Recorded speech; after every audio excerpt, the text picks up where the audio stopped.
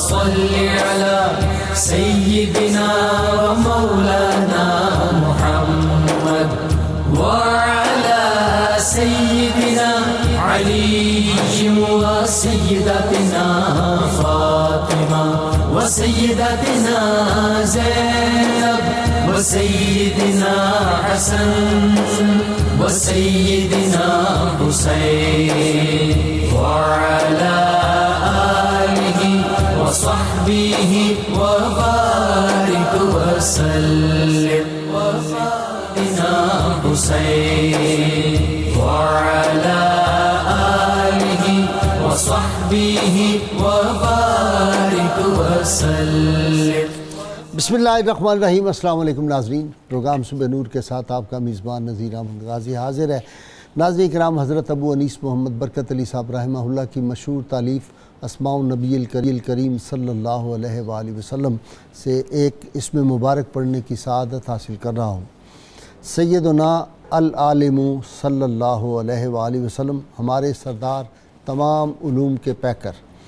درود و سلام بھیجے اللہ آپ صلی اللہ علیہ وسلم، آپ کی آل پاک اور آپ کے صحابہ کرام پر. ام المومنین سیدہ عائشہ صدیقہ طاہرہ رضی اللہ تعالی عنہا بیان فرماتی ہیں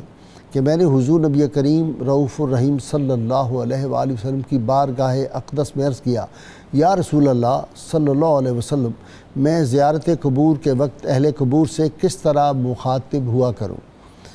رحمت کونین صلی اللہ علیہ وآلہ وسلم نے ارشاد فرمایا، اے عائشہ یوں کہا کرو، اے مومنوں اور مسلمانوں کے گھر والوں، اللہ تعالی ہمارے اگلے اور پچھلے لوگوں پر رحم فرمائے، اور اگر اللہ تعالی نے چاہا تو ہم بھی تمہیں ملنے والے ہیں. ناظرین کرام، رحمت للعالمین صلی اللہ علیہ وسلم کی وہ جو محفل پاک ہے، اس میں کسی شخص کو ایمان کے ساتھ ایک لمحہ میسر آ جائے تو وہ رضی اللہ عنہ و رضوا عنہ کی صف میں شامل ہو جاتا ہے. وہ خوشبخت ہستیاں جن کو رحمت کونین صلی اللہ علیہ وسلم کا قرب زمانی بھی حاصل ہوا، جن کو قرب مکانی بھی حاصل ہوا، جن کو قرب وجودی بھی حاصل ہوا، ان کی، اور جنہوں نے اللہ کے محبوب صلی اللہ علیہ وسلم کے سانسوں کی خوشبو کو بھی ایک مدت تک جو تھا وہ مشام جاں بنایا، ان کا مقابلہ دنیا میں کون کر سکتا ہے؟ ایک بات ذہن میں رہنی چاہیے کہ رحمت کونین صلی اللہ علیہ وسلم کی ازواج مطہرات جو ہے وہ اللہ تعالیٰ کا حسن انتخاب ہے. یہ پہلے سے طے ہو گیا تھا کہ کون کون میرے محبوب کریم صلی اللہ علیہ وسلم کے حبالہ عقد میں آئیں سی. ان کی شان ہم کیا بیان کر سکتے ہیں، ان کی سیرتیں جو رحمت کونین صلی اللہ علیہ وسلم کے مزاج شناس نبوت اور رحمت کونین صلی اللہ علیہ وسلم کے مزاج میں ڈھال لیا انہوں نے اپنے آپ کو. وہ شخصیات تھی. مجھے یاد آتا ہے کہ والٹیر جو انقلاب فرانس کا بانی تھا، اس نے ایک مرتبہ کہا کہ دنیا کا کوئی بڑا انسان اپنی زوجہ اور اپنے نوکر کی نظر میں بڑا نہیں ہوتا، لیکن مسلمانوں کے پیغمبر کا معاملہ بالکل عجیب ہے کہ ان کی جو ازواج ہیں، جب ان سے پوچھا جاتا ہے کہ آپ کے شوہر پاک کے اخلاق کیسے ہیں تو وہ کہتی ہیں کان خلق القرآن. ان کے اخلاق عظیمہ پہ وہ جو ہے فائز ہیں. اخلاق کی معراج جو ہے وہ ان کی سیرت پاک ہے. اور اسی طرح جب ان کا ملازم جو ہے اس کو خونی رشتہ دار بھی لینے آئیں تو وہ کہتا ہے کہ نہیں، کیا بھلا آ سکیں زندگی کے مزے، دور رہ کر حبیب خدا سے مجھے، بادشاہوں سے بہتر بھکاری ہے وہ، ان کے در پر جو ٹکڑوں پہ پلتا رہے. آج ام المومنین سیدہ صفیہ سلام اللہ علیہا کے تذکار پاک ہم کریں گے. یہ ام المومنین ہیں، اور اس واقعہ میں خاص طور پہ یہ بات دیکھنی ہے کہ رحمت للعالمین کی رحمت پاک جو ہے وہ کس طرح چند لمحوں کے اندر ایک خاتون آتی ہے جو غضب سے بھری ہوئی ہے، جس کا جو ہے وہ باپ قتل ہو گیا، جس کا بھائی قتل ہو گیا، جس کا چچا قتل ہو جاتا ہے، اور وہ ان لاشوں کے پاس سے گزر کے آتی ہے. جب رحمت کونین صلی اللہ علیہ وسلم کو اس کے دکھ کا پتہ چلتا ہے تو وہ غضب میں ہے، لیکن وہ غضب چند لمحوں کے اندر ہی یوں لگتا ہے کہ ایسے الفت میں بدلتا ہے، وہ نفرت جو ہے وہ محبت سے بدل جاتی ہے، اور وہ شخصیت جو ایک لمحے چند لمحے پہلے دنیا کی سب سے زیادہ مغضوب شخصیت ایک خاتون کی نظر میں ہے، پھر محبوب ترین ہستی کائنات کی اور اپنی جان بھی ان پہ قربان کر دے، اور ان کے ذرا سا بخار جو ہے آ جائے، طبیعت ناساز ہو تو وہ کہیں کہ آپ کی تکلیف جو ہے وہ مجھے لگ جائے۔ یہ کیسے انقلاب بپا ہوا، وہ کیا گفتگو تھی جو چند لمحوں کے اندر وہ رحمت کونین صلی اللہ علیہ وسلم بہائے مبارک سے نکلے۔ میں تو یوں سمجھتا ہوں کہ وہ جو ہے نا گوشت مبارک سے کے راستے سے شہد کے قطرے تھے جو ٹپکائے جا رہے تھے، وہ ایسے موتی سے جو براہ راست قلب پہ سیدہ پاک کے نازل ہو رہے تھے، اور اس کے بعد پھر سخاوت میں کیا انداز تھا ان کا، بڑے گھر کی سردار کی بیٹی، وہی عادات اطوار جو تھی سخاوت کی، پھر کس طرح حضور صلی اللہ علیہ وسلم کے کاشانہ پاک میں آئی، کس طرح پھر تحفے تحائف لوگوں کے دیے، کھانا پکانے میں ان کا کیا تھا، کس طرح کی وہ سخاوت کرتی تھی، ان کا زہد و ورع تقویٰ کیسا تھا، اور محبوب رب العالمین نے خاص طور پہ عرض کروں ساری ازواج مطہرات آپ صلی اللہ علیہ وسلم کی جو تھی، ان کا جو آپ صلی اللہ علیہ وسلم نکاح کے بعد ولیمہ کیا وہ ایک دن ہی ہوتا تھا۔ یہ واحد ہیں جن کا ولیمہ بھی جو تھا شادی کے بعد وہ 3 روز تک جاری رہا، قربان جائیں۔ اور وہ کیسا ولیمہ تھا، نہ اس میں گوشت تھی نہ اس میں روٹی تھی، اس میں کیا کیا صحابہ کرام نے اکٹھے مل کے وہ کیسا ولیمہ منایا۔ اللہم صلی علی سیدنا و مولانا محمد وعلی سیدنا علی و سیدتنا فاطمہ و سیدتنا زینب و سیدنا حسن و سیدنا حسین وعلی آلہ و صحبہ و بارک وسلم۔ اللہم صلی علی سیدنا و مولانا محمد وعلی سیدنا علی و سیدتنا فاطمہ و سیدتنا زینب و سیدنا حسن و سیدنا حسین وعلی آلہ و صحبہ و بارک وسلم۔ میں ابتدا کر رہا ہوں جناب بٹ صاحب سے۔ جی بٹ صاحب، کچھ میں نے اشارے دے دیے، اور کب شادی ہوئی، کیسے ہوئی، وہ کون سا مارکہ تھا، کتنے صحابہ وہاں پہ گئے، کیوں گئے؟ جی بسم اللہ الرحمن الرحیم، والصلاة والسلام علی سیدنا محمد وعلی آلہ و اصحابہ اجمعین۔ بہت شکریہ جناب غازی صاحب، آپ نے جو گفتگو کے آغاز میں اللہ کریم کے حسن انتخاب کا ذکر فرمایا، تو میرے ذہن میں قرآن مجید کی ایک آیہ مبارکہ سورہ احزاب کی جو ازواج مطہرات رضی اللہ تعالی عنہن کی شان کو بیان کر رہی ہے۔ یا ایھا النبی قل لازواجک ان کنتن تردن الحیاۃ الدنیا وزینتہا فتعالین امتعکن واسرحکن سراحا جمیلا۔ اللہ تبارک و تعالیٰ نے ان تمام پاکیزہ ہستیوں کو، ازواج مطہرات رضی اللہ تعالیٰ عنہن کو، اپنے محبوب کریم صلی اللہ علیہ وسلم کے لیے یقیناً ازل سے ہی منتخب فرما لیا تھا، لیکن اس آیہ مبارکہ نے اس حقیقت کو واضح کر دیا کہ جن ہستیوں کو اللہ کریم نے منتخب فرمایا ہے، انہوں نے بھی بوقت امتحان ساری کائنات کو چھوڑ کر اللہ اور اس کے رسول کو ہی منتخب کیا ہے پورے طول۔ جی، جب اللہ کریم نے اپنے محبوب کریم سے فرمایا کہ اے محبوب آپ ان سے فرما دیجئے کہ اگر تمہیں دنیا کا کچھ ساز و سامان چاہیے تو میں تمہیں چھوڑ دیتا ہوں اور ساز و سامان دے دیتا ہوں۔ وَإِن كُنتُنَّ تُرِدْنَ اللَّهَ وَرَسُولَهُ وَالدَّارَ الْآخِرَةَ، اور اگر تم اللہ اور اس کے رسول اور آخرت کو چاہتی ہو تو پھر اللہ کریم نے تمہارے لیے اجر عظیم تیار کر رکھا ہے۔ تو اس آزمائش کے موقع پر کسی لستا کیا وہ ایک اور آیت مبارکہ ہے، یا نساء النبی لستن کاحد من النساء، یہ ہے قسام ازل کی سلیکشن کیا ہے۔ اور اس میں غازی صاحب بڑی پیاری بات مفسرین فرماتے ہیں کہ عربی زبان کا یہ اصول ہے کہ جب احد کا لفظ آتا ہے نفی کے موقع پر تو وہاں پر وہ نفی عام ہوتی ہے اور کائنات کی ہر چیز کو شامل ہوتی ہے۔ مثال کے طور پر وَلَمْ يَكُنْ لَهُ كُفُوًا أَحَدٌ، کہ پوری کائنات میں کوئی بھی اللہ کا ہمسر نہیں ہے. یہاں پر بھی احد آیا ہے, وحدہ لا شریک, وحدہ لا شریک, اللہ کے علاوہ اور کوئی ذات, کوئی ذات نبی, وحدہ لا شریک, کوئی شخصیت نہیں ہو سکتی. جی بے شک. تو اسی طرح لستن کا احد من النساء, اے نبی کی پاک بیویوں, کائنات بھر کی کوئی عورت تمہاری مثل نہیں ہو سکتی. ہو ہی نہیں سکتی, ہو ہی نہیں سکتی. لستن کا احد من النساء. تو یہ اللہ تبارک و تعالیٰ کا حسن انتخاب ہیں, اور جب موقع آیا تو ان ہستیوں نے بھی پھر اللہ اور اس کے رسول کو ہی اپنے لیے منتخب کیا ہے, اور کائنات کے سارے ساز و سامان کو اپنے پیچھے چھوڑ دیا. انہوں نے پروف کیا, انہوں نے ثابت کیا ہر مرلے میں اپنے آپ کو ثابت کیا ہے جی کہ اللہ تبارک و تعالیٰ نے اور اللہ کے محبوب علیہ الصلوۃ والسلام نے جو ہمیں منتخب کیا ہے, تو یہ یقیناً اس انتخاب پہ پورا اترنے والی ہستیاں. رب کا انتخاب پھر کیسا ہوگا جی, یقیناً سبحان اللہ, اس پر تو سوچ بھی نہیں سکتا کوئی شخص. کوئی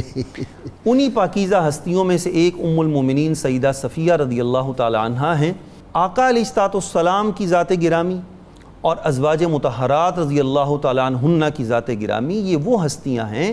کہ ان کے بارے میں بری سوچ رکھنا, میلی نظر رکھنا, یا کسی عقیدے میں, سوچ میں کسی غلط عقیدے کا آ جانا, یہ انسان کے ایمان کو ضائع کر دیتا ہے, ایمان ہی ختم کر دیتا ہے, ایمان ضائع ہو جاتا ہے. وہ مشہور روایت جو بہت سے محدثین نے نقل کی ہے کہ آقا علیہ الصلوۃ والسلام اعتکاف کی حالت میں مسجد نبوی شریف میں جلوہ فرما ہیں, اور رات کے وقت ام المومنین سیدہ صفیہ رضی اللہ تعالی عنہا آپ کی خدمت اقدس میں کسی کام کے لیے حاضر کسی مشورے کے لیے حاضر ہوتی ہیں. آقا علیہ الصلوۃ والسلام انہیں رخصت کرنے کے لیے چند قدم چل کے تشریف لے جاتے ہیں, دروازے تک جی تشریف لے جاتے ہیں, تو دو صحابہ کرام پاس سے گزرتے ہیں.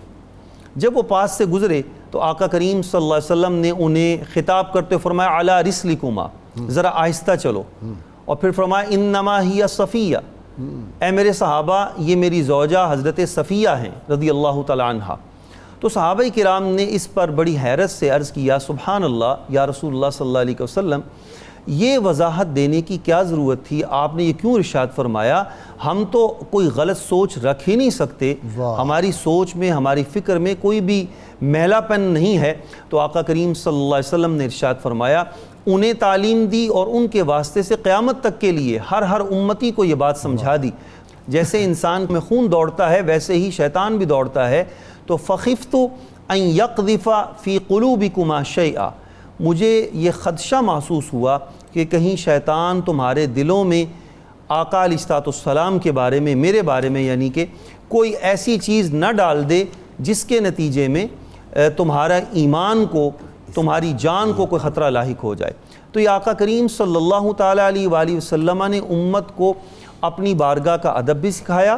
اور جیسے قرآن مجید نے لا تقولوا راعنا کہہ کر امت کو یہ بتایا تھا کہ بارگاہ رسالت میں بولتے ہوئے تمہارے الفاظ پہ اور لب و لہجہ پہ پہرا ہونا چاہیے, اسی طرح آقا کریم صلی اللہ علیہ وسلم نے اس انداز سے امت کو یہ تعلیم دی کہ بارگاہ رسالت میں جیسے غلط لفظ بولنا برا ہے, ویسے ہی میلی سوچ رکھنا, سوچنا بھی, کوئی ادب سے گرا ہوا لفظ سوچنا بھی ایمان کو ضائع کر دیتا ہے. اچھا جی, اس پہ اب زیادہ بات نہیں ہو سکتی بھائی, ایک فکرے میں عرض کر دیتا ہوں. صحابہ کی نیت کا اللہ کو پتہ تھا نا کہ صحابہ کس نیت سے کہتے ہیں. بالکل اللہ تعالیٰ یا اللہ تقولوا رائنا, پتہ تھا کہ یہ رائنا جب کہتے ہیں تو اس کا کیا مطلب, لیکن اللہ تعالیٰ نے کہا جس لفظ کا کوئی اور مطلب نکلتا ہو, جو ادب سے گرا ہوا ہو, اس سے ملتا جلتا لفظ بھی آپ نے استعمال نہیں کرنا. صحابہ کو کہا ہے وقول انظرنا, تم کو نظر کرم فرمائیں. جی اب آ جائیں جی واپس, یہ کیسا رحمت کونین صلی اللہ علیہ وسلم کی شفقت اور محبت ہے کہ نیند آ رہی ہے تو اپنے دست اقدس نیچے رکھ دیتے ہیں کہ سر نہ لگ جائے کہ جا. جی بسم اللہ الرحمن الرحیم, مولا صلی وسلم دائما ابدا علی حبیبک خیر الخلق کلہم. قبلہ غائی صاحب, بڑے خوبصورت یہ سارے پہلو ہیں سیرت مصطفیٰ صلی اللہ علیہ وسلم کے, اور خاص طور پہ سیدہ صفیہ بنت حیی رضی اللہ تعالی عنہا کے حوالے سے. ایک تو آپ دیکھیے کہ جب آپ کو سیدنا بلال حبشی رضی اللہ تعالیٰ عنہ بارگاہ مصطفیٰ کریم آقا صلی اللہ علیہ وسلم میں لے کر حاضر ہوتے ہیں, تو آپ کی بہن بھی ساتھ ہیں, تو وہ کافی زیادہ مطلب روتی پیٹتی ہوئی آ رہی, اور آپ جو ہے وہ خاموش ہیں. تو حضرت بلال حبشی رضی اللہ تعالیٰ عنہ کو حضور علیہ السلام تھوڑی سی اس میں مطلب جو ہے وہ تربیت فرماتے ہوئے فرماتے ہیں کہ آپ ان کو اس رستے سے کیوں لے کر آئے کہ جس رستے میں لاشیں پڑی ہوئی تھیں, دوسرے رستے کا انتخاب کیوں نہیں کیا. اس حد تک جو ہے وہ حضور علیہ السلام احتیاط فرماتے ہیں، اور یہ میں تربیت آپ کو اپریشیٹ کر رہا ہوں، آپ نے بڑا خوبصورت لفظ استعمال کیا یہاں پہ، یہی ہمارے لوگ غلطی کر جاتے ہیں۔ آپ نے کہا تربیت ان کی فرماتے ہیں۔ لفظوں کا انتخاب جب بارگاہ سرور کونین صلی اللہ علیہ وسلم کی بات ہو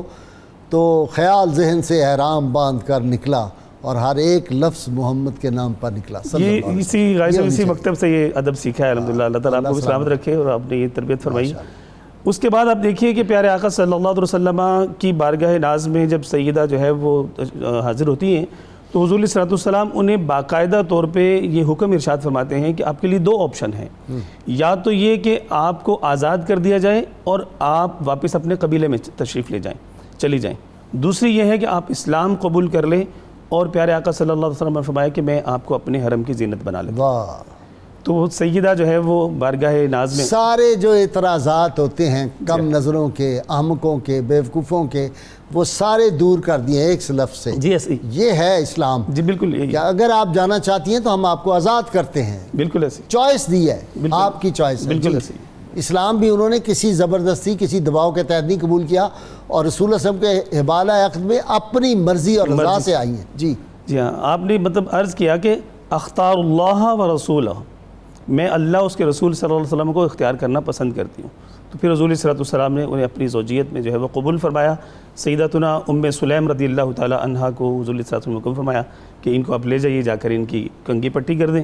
اور پھر پیارے آقا صلی اللہ علیہ وسلم نے مقام صحابہ کے مقام پر جو ہے وہ آپ کے ساتھ قیام صحابہ نے آ کے وہاں پہ فرمایا، خیمہ لگا کے مطلب یہ 3 روز وہی قیام رہا۔ جی 3 روز تک جو ہے وہ قیام رہا، اور جیسے آپ نے انٹرو میں کہا کہ آپ کے جو ہے وہ ولیمہ مبارکہ کا وہاں پر جو ہے وہ اہتمام بتائیں نا کیا کیا کھایا؟ جی اس میں مطلب بہت سادگی کے ساتھ ولیمہ تھا، اور 3 دن تک جاری رہا۔ اس میں کھجور تھا، پنیر اور اس طرح کے مطلب بس کھجور تھا، پنیر تھا، ستو تھے اور شہد تھا۔ جی ہاں، بس یہ چیزیں جو مطلب موجود تھی تو اس سے صحابہ کرام کو آپ یقین کریں جب یہ واقعہ پڑھ رہا تھا نا مجھے ایسے لگ رہا تھا کہ میرے منہ میں وہ لذت ہے، میں الف باوضو آپ سے کہہ رہا ہوں، جی ہاں، تو مجھے اس کے یہ بعد احساس ہو رہا تھا۔ اس کے بعد پھر ادب کی آپ بات کر رہے ہیں، تو جب قافلہ وہاں سے چلنے لگا ہے تو امام محمد بن عمر واقدی رحمۃ اللہ تعالیٰ علیہ نے اس واقعے کو کوٹ کیا ہے کہ پیارے آقا صلی اللہ علیہ وسلم کی اپنی اہل پر جو ہے وہ شفقت اور محبت کا انداز دیکھیے کہ مطلب سیکھنے کی یہ سیرت مصطفیٰ کے وہ روشن گوشے ہیں، مطلب ساری کی ساری روشن ہیں، لیکن یہ وہ روشن گوشے اس حوالے سے کہ ہمیں اپنے جو ازدواجی معاملات ہیں اس میں اس سے رہنمائی کس طرح سے ملتی ہے۔ کیسا کہ پیارے آقا صلی اللہ علیہ وسلم جب ان کو سواری پر اونٹنی پر سوار کروانے لگے تو حضور صلی اللہ علیہ وسلم نے اپنی ران مبارک جو ہے وہ آگے کی کہ یہاں پر آپ اپنا پاؤں رکھیے اور اونٹنی پر جو ہے وہ بیٹھ جائیے۔ اچھا جی، بشارت ایک آدھ مواقع پہ ایسا بھی ہوا کہ کسی نے کوئی شکر رنجی کی بات ان کے بارے میں کر دی، تو یہ تو بڑی نرم و نازک تھیں اور اللہ تعالیٰ نے جمالیاتی ثروتیں بھی کمال کی دی تھی۔ دیکھیں نا جب نکاح پاک کے بعد مدینہ میں آئی تو کہتے ہیں مدینہ کی عورتیں امڑ پڑی تھیں ان کے حسن و جمال کو دیکھنے کے لیے وہاں جا کے اور تعریف کرتی تھی۔ تو آپ صلی اللہ علیہ وسلم نے کتنی دلجوئی فرمائی کہ ان کے ایسی بات نہیں کہنی جن سے ان کے کوئی دل پہ کوئی جو ہے وہ رنج آئے یا کوئی ناگوار بات ہو۔ جی بسم اللہ الرحمن الرحیم والصلاة والسلام علی اشرف الانبیاء والمرسلین۔ غائز صاحب، یہ وہ پاکیزہ ہستیاں ہیں ازواج مطہرات جن کے بارے میں قرآن مجید فرقان حمید میں ارشاد فرمایا وَأَزْوَاجُهُ أُمَّهَاتُهُمْ کہ حضور صلی اللہ علیہ وسلم کے عقد میں جو عفت مآب اور عصمت مآب خواتین آئی ہیں، اب ان کا مقام اور مرتبہ یہ ہے کہ وہ کائنات کے مومنوں کی ماں ٹھہری ہیں، اور ان کا عزت اور احترام اور تعظیم اپنی سگی ماں سے بھی بڑھ کر کیا جائے گا۔ یہ تمام ازواج مطہرات یہ اللہ کا انتخاب ہے، اور اس حوالے سے یہ بات میں عرض کروں جیسا حدیث شریف میں ہے، حضور صلی اللہ علیہ وسلم نے ارشاد فرمایا کہ اللہ تعالیٰ نے جب مخلوق کو پیدا فرمایا تو اپنی محبوبیت کے لیے جس دل کو پسند کیا وہ حضور صلی اللہ علیہ وسلم کا قلب اطہر تھا۔ پھر حضور صلی اللہ علیہ وسلم کی معیت کے لیے جن دلوں کو پسند کیا گیا وہ صحابہ کرام کے دل تھے۔ اسی طرح ازواج مطہرات کو بھی اللہ تعالیٰ نے منتخب فرمایا، جن کو اللہ نے اپنے حبیب صلی اللہ علیہ وسلم کے لیے منتخب فرمایا، پھر اللہ ہی جانتا ہے کہ ان کی عفت کا، عصمت کا، شرم و حیا کا، ان کی وفا کا، ان کی محبت کا کیا عالم ہوگا۔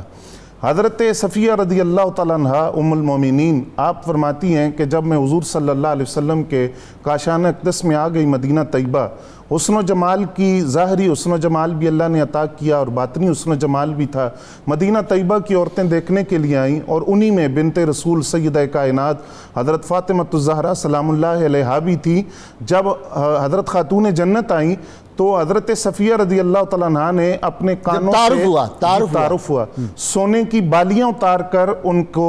ہبہ کر دی، بطور تحفہ پیش کی۔ اس سے ایک تو حضرت صفیہ رضی اللہ تعالیٰ عنہ کی سخاوت کا پتہ چلتا ہے، اور دوسرا نبی علیہ السلام کی بیٹی کی جو ایک عقیدت و احترام کا آپ نے اظہار کیا کہ یہ حضور صلی اللہ علیہ وسلم کی صاحبزادی ہیں، تو اس احترام میں اپنے سونے کی بالیاں ان کو پیش کر دی۔ اچھا، اس کے ساتھ یہ بھی کیا ہے کہ وہ کڑے تھے، چوڑیاں تھیں، انگوٹھیاں تھیں، سب خواتین میں وہ تقسیم کر دی گفٹ پہلے دن ہی۔ اللہ۔ اور دوسری بات آپ دیکھیے کہ آپ حسن و جمال کی ملکہ تھی، آپ کے چہرے پر کچھ ابھرے ہوئے نشانات تھے، ان کے حوالے سے حضور صلی اللہ علیہ وسلم نے آپ سے پوچھا، آنکھ کے اوپر، کہ یہ نشان کیسا ہے؟ تو آپ نے فرمایا کہ میں نے ایک خواب دیکھا تھا، وہ خواب یہ تھا کہ ایک چاند جو ہے وہ آسمان سے میری گود میں اترا ہے۔ تو جب اس خواب کو میں نے اپنے شوہر کے سامنے بیان کیا تو اس نے میرے منہ پر تمانچہ مارا اور یہ کہا کہ تم شاہ یثرب یعنی مدینہ طیبہ کے بادشاہ کے ساتھ نسبت رکھنا چاہتی ہو۔ حضور صلی اللہ علیہ وسلم کی طرف اشارہ کیا۔ اس سے پھر نبی علیہ السلام کا آپ کو اختیار دینا اور اختیار دے کر پوچھنا کہ آپ واپس جانا چاہتی ہیں تو واپس چلی جائیں، یا میرے نکاح میں آنا چاہتی ہیں تو اس بات کو اختیار کریں۔ یہاں غازی صاحب میں یہ بات عرض کروں گا کہ آپ دیکھیے حضور صلی اللہ علیہ وسلم کے ساتھ ان ازواج مطہرات کی محبت، کہ یہی الفاظ ہمیں حضرت جویریہ رضی اللہ تعالیٰ عنہ کے حوالے سے بھی ملتے ہیں، جب ان کے والد حارث بن ابی درار فدیہ دینے کے لیے آئے اور انہوں نے کہا کہ آپ میری بیٹی کو واپس کر دیں، تو نبی علیہ السلام نے فرمایا کہ آپ خود اپنی بیٹی سے پوچھیں۔ تو اس وقت حضرت جویریہ رضی اللہ تعالیٰ عنہ نے بھی یہی الفاظ بولے تھے کہ میں واپس نہیں جانا چاہتی بلکہ حضور صلی اللہ علیہ وسلم کے نکاح میں رہنا چاہتی ہوں۔ پھر خود نبی علیہ السلام نے ان کے مقام کو بیان کرتے ہوئے فرمایا کہ اے صفیہ، آپ ایک نبی کی بیٹی ہیں، یعنی حضرت ہارون علیہ السلام کی آپ اولاد سے ہیں، ایک نبی کی بھتیجی ہیں، حضرت موسیٰ علیہ السلام کی بھتیجی ہیں، اور اب آپ ایک نبی کے نکاح میں ہیں۔ تو اللہ نے کتنی فضیلتیں آپ کی ذات میں جمع کر دی ہیں اور کتنی عظمتیں آپ کو عطا کی ہیں۔ پھر ایک طرف آپ کا زہد، عبادت، تقوی، شرم و حیا ہے، دوسری طرف آپ کی امور خانہ داری ہے۔ اللہم صلی علی سیدنا و مولانا محمد وعلی سیدنا علی و سیدتنا فاطمہ و سیدتنا زینب و سیدنا حسن و سیدنا حسین وعلی آلہ وصحبہ وبارک وسلم۔ اللہم صلی علی سیدنا و مولانا محمد وعلی سیدنا علی و سیدتنا فاطمہ و سیدتنا زینب و سیدنا حسن و سیدنا حسین وعلی آلہ وصحبہ وبارک وسلم۔ بٹ صاحب، ایک بات میں یہاں عرض کروں کہ حضور صلی اللہ علیہ وسلم کے خلاف جو تھے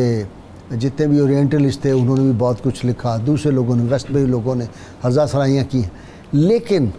جتنے لوگوں کو پڑھ جائے آپ، کوئی یہ نہیں کہے گا کہ رحمت کونین صلی اللہ علیہ وسلم نے کسی نفسانی خاطر جو تھا وہ یہ شادی مبارک کی تھی، یا آپ صلی اللہ علیہ وسلم کی وہ جو میں کہتا ہوں شبنم صبح کی طرح بے داغ آپ صلی اللہ علیہ وسلم کی جو حیات اور جوانی آپ کی ہے،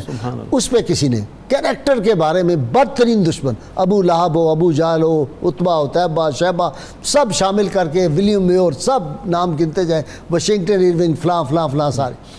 کسی نے آپ صلی اللہ علیہ وسلم کی وہ جو پاک حیات ہے اس پہ نہیں کسی نے انگلی اٹھا سکا، کوئی ایسی حیات پاک۔ اچھا، اب ایک بات آپ سے یہ پوچھنی ہے کہ ماں کا جو گستاخ ہے، میں نے حدیث پاک پڑھا ہے، وہ جنت کی خوشبو بھی نہیں سونگھ سکے گا جو 500 میل دور تک بھی آئے گی، اور یہ ایک گناہ ایسا ہے، ایک گناہ جو رسول اللہ صلی اللہ علیہ وسلم کا گستاخ ہوگا اس کو اس جہان میں بھی لعنت اس کے لیے سزا ہے اور اگلے میں بھی. اور اسی طرح ماں باپ کا جو گستاخ ہے اس کے لیے سزا اس جہان میں بھی ہے اگلے میں بھی, اس کو 2 سزائیں ہیں. تو جیسے بشارت صاحب نے کہا ہے کہ قرآن نے کہہ دیا کہ یہ آپ کی مائیں ہیں, امت کی مائیں, تو عام ماں کا گستاخ جو ہے وہ جنت کی خوشبو نہیں سونگھ سکے گا اور اس جہان میں بھی اس کے لیے لعنت, اگلے میں بھی لعنت. تو جو ام المومنین ہوں, پھر ذرا یہ بات کرتے ہیں. محترم غازی صاحب, یہ بات آپ نے بالکل بجا فرمائی ہے کہ قرآن و سنت میں عام ماں باپ کے بارے میں جو حقوق بیان کیے گئے ہیں وہ اس قدر ہیں کہ اللہ تبارک و تعالیٰ نے جہاں اپنی عبادت کا حکم دیا اور شرک کی نفی فرمائی, اس کے ساتھ ہی ماں باپ کے ساتھ حسن سلوک کا حکم دیا ہے. تو اب جب ماں باپ جو ہیں, یہاں تک قرآن نے کہہ دیا کہ وَإِن جَاهَدَاكَ, اگر وہ تمہیں شرک کی بھی تعلیم دیں, خود نعوذ باللہ مشرک ہوں, تو تم نے شرک میں ان کی اطاعت نہیں کرنی ہے, ویسے ان کے ساتھ تم نے حسن سلوک سے پیش آنا ہے. وَبِالْوَالِدَيْنِ إِحْسَانًا, جی, وَصَاحِبْهُمَا فِي الدُّنْيَا مَعْرُوفًا, اس مقام پر یہ وَبِالْوَالِدَيْنِ إِحْسَانًا, یہ بھی قرآن مجید میں. تو جب عام ماں باپ, چاہے وہ زاہد ہوں, متقی, پارسا ہوں یا نہ ہوں, بس وہ ماں باپ ہیں, ان کی یہ شان ہے, فقط ماں باپ کی. تو اب جو ازواج مطہرات رضی اللہ تعالیٰ عنہن ہیں, جنہیں نص قطعی سے قرآن نے وازواجہ امہاتم کہہ دیا ہے کہ وہ سب مومنوں کی مائیں ہیں, ان کی شان اقدس میں نعوذ باللہ ثم نعوذ باللہ نازیبا جملہ کہنے والا, سوچنے والا, بولنے والا, لکھنے والا, وہ کس طرح جنت کا حقدار ہو سکتا ہے؟ وہ یقیناً قطعی اور حتمی طور پر جہنمی ہوگا کہ جو اپنی ماں کے خوشبو بھی نہیں اس کو آ سکتی, خوشبو بھی نہیں پائے گا. لاکھ نمازیں پڑھے, لاکھ بھائی صدقے صاحب, وہ کرے. جو آپ بتا رہے تھے وہ روایت ہے, حدیث پاک کا مفہوم ہے کہ یہ گناہ ایسا ہے کہ جس گناہ کی سزا اللہ جو آخرت میں دے گا وہ تو دے گا ہی صحیح, لیکن دنیا میں بھی اس کی سزا پائے گا وہ شخص جو ماں باپ کا نافرمان ہوگا. تو جو فقط ماں باپ کا نافرمان ہے اس پر اتنی وعیدیں ہیں قرآن و سنت میں, تو جنہیں اللہ تبارک و تعالیٰ نے سب مومنوں کے لیے مائیں قرار دیا ہے, ان کی عظمت و شان کا کیا عالم ہوگا. اور جنہیں آقا پلس سرکار مدینہ صلی اللہ علیہ وسلم کی والدہ ماجدہ طیبہ طاہرہ یقیناً سیدہ آمنہ کے بارے میں جو بات کرتے, اس سے بڑا بدبخت کوئی ہو سکتا ہے؟ یقیناً کوئی بدبخت اس سے بڑا نہیں ہو سکتا کہ جو آقا علیہ الصلوۃ، اور یہ تو ڈائریکٹ آقا علیہ الصلوۃ کے قلب مبارک کو اذیت پہنچانے والی بات ہے کہ آپ کا قلب مبارک کتنا دکھی ہوگا کہ جب آپ کے والدین کے بارے میں نعوذ باللہ. اسی واسطے علامہ سیوطی رحمۃ اللہ تعالی علیہ نے اس پر جو 6 رسائل لکھے ہیں، بڑی تحقیق فرمائی آپ نے، اور آقا کریم صلی اللہ علیہ وسلم کے والدین کریمین کے ایمان کو آپ نے بڑے دلائل سے ثابت کیا ہے. اور اب امت مسلمہ کا یہ اتفاقی عقیدہ ہے کہ آقا کریم صلی اللہ علیہ وسلم کے والدین کریمین حتمی طور پر جنتی ہیں، بلکہ صرف آپ کے والدین کریمین ہی نہیں بلکہ حضرت آدم علیہ نبینا علیہ السلام سے لے کر آقا علیہ السلام تک جتنے بھی آپ کے آبا ہیں، امہات ہیں، وہ سب کے سب جو ہیں وہ جنتی ہیں. جی علامہ صاحب، اپنا ہاشمی صاحب، اتنا خیال کہ اگر آپ کا اونٹ جو ہے بیمار ہو گیا راستے میں ایک سفر میں، تو وہ کیا واقعہ ہوا؟ جی یہ سفر حج کا واقعہ قبلہ غازی صاحب. اچھا جی 2 اس میں مطلب واقعات ملتے ہیں. ایک تو یہ ہے کہ اونٹ کو ٹھوکر لگی اور آپ بھی نیچے تشریف لے آئیں، ٹھیک، یا پھر یہ کہ اونٹ بیمار ہو گیا تو جو ہے چل نہیں سکتا جی تھا. ہاں. تو اس وقت بڑا خوبصورت واقعہ ہے یہ آپ نے اشارہ کر دیا تو اس کو بیان کرنے میں بھی لذت ہے کہ آپ نے رونا شروع کر دیا تو پیارے آقا صلی اللہ تعالی وسلم نے آپ کو جو ہے وہ خاموش کروانا چاہا. وہ صحیح آپ صلی اللہ علیہ وسلم کا ارشاد گرامی کہ یہ نگینے ہیں، عورتیں آپ گینے ہیں. اونٹ چلانے والے کو بھی فرمایا کہ آہستہ چلاؤ، یہ آپ گینے ہوتے ان کا خیال خواتین. جی ہاں، یہ مقام کسی نے دیا ہے کائنات میں خواتین کو؟ یہ رسول اللہ صلی اللہ علیہ وسلم نے عورت کو اٹھا کے تحت الثری کی پستیوں سے اوج ثریا کی بلندیوں پر پہنچایا. جو عزت و احترام اسلام سے ملا ہے وہ کہیں بھی نہیں ہے، بالکل ایسا ہی. تو پھر حضور علیہ السلام نے کچھ ناراضی کا بھی اظہار فرمایا تو آپ نے سیدہ عائشہ صدیقہ رضی اللہ تعالی عنہا کو جو ہے وہ عرض کیا کہ آپ میری سفارش، جیسے آپ نے واقعے میں کہا شروع میں. نہیں، وہ اونٹ جب وہ رونے لگ گئیں، اس پہ آپ دیدہ ہوگی تو آپ نے حضرت زینب بنت جہش رضی اللہ تعالیٰ عنہ سے فرمایا کہ آپ اپنا، ان کے بعد اضافی اونٹ تھا تو آپ نے فرمایا ان کو اونٹ دے دو. اور پھر یہ بات جو خاص طور پہ جو میں چاہ رہا ہوں کہ آپ بیان کریں وہ یہ ہے کہ فرماتی ہے جب میں رو رہی تھی تو آپ صلی اللہ علیہ وسلم اپنے چادر مبارک سے میرے آنسو بار بار جی بالکل. یہ دیکھیں دل جوئی کی اخیر ہے، بہت زیادہ جی. اور میں ایک خاص پہلو کی طرف یہاں پہ اشارہ کرنا چاہوں گا، ناظرین کے لیے ایک سیکھنے کا معاملہ ہے کہ آپ امام احمد رضی اللہ تعالیٰ عنہ نے جو ہے وہ ایک روایت نقل کی اپنی مسند میں کہ آپ رضی اللہ تعالی عنہ بہت بڑی فقیہ بھی تھیں، بہت بڑی عالمہ اور فاضلہ بھی تھیں. حالانکہ حضور علیہ الصلوۃ والسلام کی بارگاہ ناز میں آپ کو 3 سال اور کچھ ماہ کا جو ہے وہ مطلب شرف مقاربت جو ہے وہ ملا. لیکن آپ یہ دیکھیے کہ آپ کے بارے میں آتا ہے کہ حج سے واپسی پر کچھ جو ہے وہ قافلے مدینہ منورہ میں جو ہے وہ واپس آئے اور اس میں آ کر ایک مجلس منعقد ہوتی ہے. تو امام احمد لکھتے ہیں کہ وہاں کچھ کوفہ کی عورتیں بھی تھیں اور کچھ مدینہ منورہ والی بھی تھیں. تو اہل مدینہ والی جو ہیں ان سے کوفہ والی نے کہا کہ اگر آپ نے کچھ سوال کرنا ہے تو کریں، نہیں تو ہمیں اجازت دیجیے کہ ہم کچھ پوچھنا چاہتی ہیں. تو انہوں نے کچھ اپنے جو خواتین کے مسائل ہوتے ہیں اس حوالے سے کچھ سوال کیا اور اس کے بعد پھر یہ پوچھا کہ ہم اپنے گھروں میں مٹی کے مٹکوں میں نبیذ بناتی ہیں. نبیذ کھجور کا ایک شربت ہوتا ہے جو مدینہ منورہ میں بنایا جاتا تھا. تو اس میں کیا ہمارے لیے اس کی اجازت ہے؟ تو آپ سیدہ صفیہ رضی اللہ تعالی عنہا جو ہے وہ ان کو ارشاد فرماتی ہیں، صرف یہ نہیں بتاتی کہ حضور صلی اللہ علیہ وسلم نے منع فرمایا اور اس میں نبیذ نہیں بنانی، بلکہ آپ دیکھیے یہ مبلغین کے لیے سیکھنے کی بات ہے کہ آپ یہ بتاتی ہیں کہ تمہارے لیے یہ ضروری ہے کہ تم اپنی کھجوروں کو صاف کرو اور ان کو اگر نبیذ بنانا چاہتی ہو تو پھر انہیں جو چمڑے کے مشکیزے ہوتے ہیں اس میں ڈال کے پانی ڈال کے ان کو لٹکا دو کہ مٹی کے مٹکے میں اگر نبیذ بنائی جائے گی تو اس میں اندیشہ ہے، گمان ہے کہ اس میں نشہ پیدا ہو جائے گا. تو اس سے کچھ چیزیں جو ہم سیکھتے ہیں وہ اس میں ذہانت کی ایک بات بھی بڑی زبردست ہے کہ وہ جب باتیں کر رہی تھی تو انہوں نے یہ تعارف نہیں کرایا کہ ہم کہاں سے آئیے. تو آپ نے کہا کہ یہ کوفہ کی عورتیں جو ہیں وہ اس بارے میں نبیذ کے بارے میں بڑے سوال کرتی ہیں. جی یعنی دیکھیں کہ سوال سے اندازہ لگایا کہ یہ کس علاقے کی رہنے والی ہیں اور یہ پوچھ رہی. جی ہاں، کمال کی ذہین اور اتنی فتین تھی ماشاءاللہ.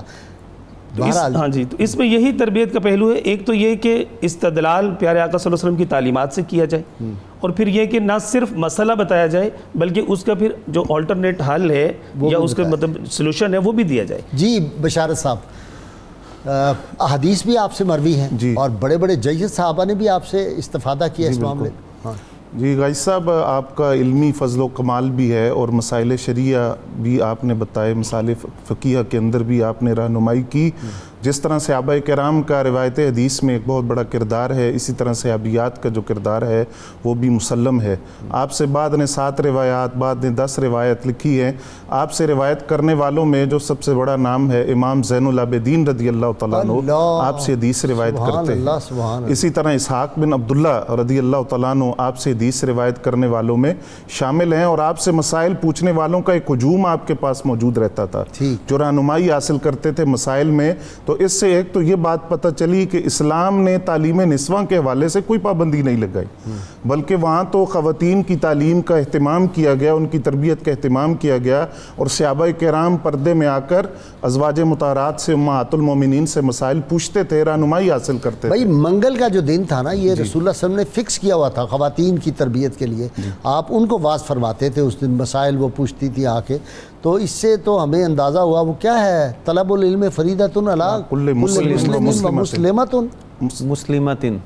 جی، مرد اور عورت دونوں کی بات کی گئی. دوسری بات غازی صاحب کہ محبت کا اظہار کرنا یہ بھی کمال ہوتا ہے، لیکن کمال در کمال یہ ہوتا ہے کہ جس سے محبت کی جا رہی ہے وہ اس محبت کی گواہی دے دے کہ واقعی یہ مجھ سے محبت کرتا ہے. آپ نے انٹرو میں اشارہ کیا کہ جب حضور صلی اللہ علیہ وسلم مرض وصال میں تھے، ازواج مطہرات جمع تھی، تو حضرت صفیہ رضی اللہ تعالیٰ عنہ نے وہاں محبت کا اظہار کرتے ہوئے یہ الفاظ کہے، یا رسول اللہ صلی اللہ علیہ وسلم، میری دلی خواہش ہے یہ جو مرض آپ کو ہے یہ مجھے لگ جاتا. اس پر نبی اکرم صلی اللہ علیہ وسلم نے کیا ارشاد فرمایا؟ فرمایا واللہ انا لصادقۃ، اللہ کی قسم یہ سچ بول رہی ہیں اور یہ سچی ہیں.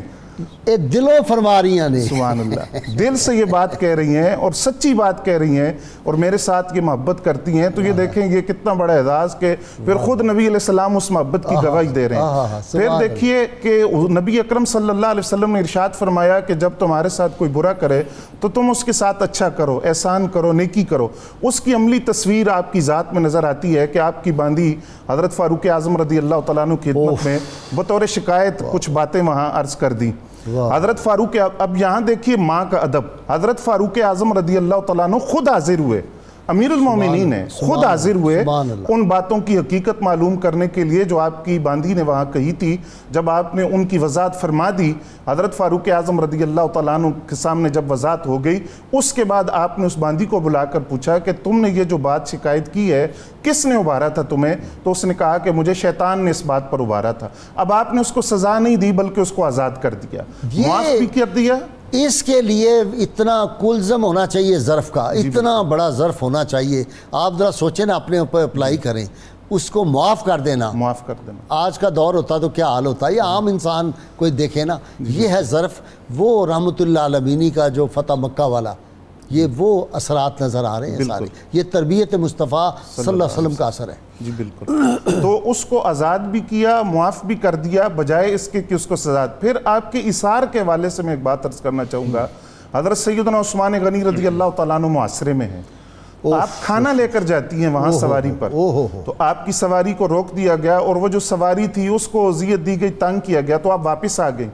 لیکن پھر بھی آپ کو وہ قرار نہ آیا کہ یہ کھانا کسی طرح محاصرے میں حضرت عثمان ذو النورین رضی اللہ تعالیٰ عنہ جو کئی دن سے بھوکے بھی تھے، پیاسے بھی تھے، ان تک یہ کھانا پہنچ جائے۔ تو آپ نے نواسہ رسول امام حسن مجتبی رضی اللہ تعالیٰ عنہ کے ہاتھوں وہ کھانا حضرت عثمان غنی رضی اللہ تعالیٰ عنہ کو بھجوایا۔ اللہم صلی علی سیدنا و مولانا محمد وعلی سیدنا علی و سیدتنا فاطمہ و سیدتنا زینب و سیدنا حسن و سیدنا حسین وعلی آلہ و صحبہ و بارک وسلم۔ اللہم صلی علی سیدنا و مولانا محمد وعلی سیدنا علی و سیدتنا فاطمہ و سیدتنا زینب و سیدنا حسن و سیدنا حسین وعلی آلہ و صحبہ و بارک وسلم۔ ناظرین کرام، کتاب الشفا سے جی نسخے کا وقت ہو گیا ہے۔ یہ پھیپھڑوں کے امراض کا علاج ہے، چیسٹ انفیکشنز کسی طرح کے بھی ہو۔ جس شخص کو پھیپھڑوں میں پانی چلا جائے یا پھیپھڑے کمزور ہو جائیں تو 41 دن تک اول و آخر 11 مرتبہ درود پاک کے ساتھ 11 بار سورہ رحمان کی آیت نمبر 1 تا 19 پڑھ کر دم کریں، انشاءاللہ تعالی ہر قسم کی مرض سے شفا ہو جائے گی۔ سیدنا علی المرتضیٰ شیر خدا فاتح خیبر ارشاد فرماتے ہیں، کسی کمزور کے خلاف کسی طاقتور کی مدد نہ کرو۔ جی حضرت صفیہ کو ملی کیا کیا فضیلتیں، حضرت صفیہ کو ملی کیا کیا فضیلتیں، سرکار دو جہان کی حاصل تھی قربتیں، سرکار دو جہان کی حاصل تھی قربتیں، حضرت صفیہ کو ملی کیا کیا فضیلتیں، ان پر خدا کا لطف و کرم بے حساب ہے، ان پر خدا کا لطف و کرم بے حساب ہے، ہوتی رہی ہیں ان پہ نبی کی عنایتیں، ہوتی رہی ہیں ان پہ نبی کی عنایتیں، حضرت صفیہ کو ملی کیا کیا فضیلتیں، اور وہ مومنوں کی ماں ہے، وہ زوجہ نبی کی ہے، وہ مومنوں کی ماں ہے، وہ زوجہ نبی کی ہے۔ قرآن میں بیان ہوئی ان کی رفعتیں، قرآن میں بیان ہوئی ان کی رفعتیں، حضرت صفیہ کو ملی کیا کیا فضیلتیں، ساجد بقیع پاک میں مدفن ہے آپ کا، ساجد بقیع پاک میں مدفن ہے آپ کا، ان پر صدا سلام ہو، ان پر ہو رحمتیں، ان پر صدا سلام ہو، ان پر ہو رحمتیں، حضرت صفیہ کو ملی کیا کیا فضیلتیں، سرکار دو جہان کی حاصل تھی قربتیں، حضرت صفیہ کو ملی کیا کیا فضیلتیں۔ اللهم صل على سيدنا ومولانا محمد وعلى سيدنا علي وسيدتنا فاطمة وسيدتنا زينب وسيدنا حسن وسيدنا حسين وعلى وصحبه وبارك وسلم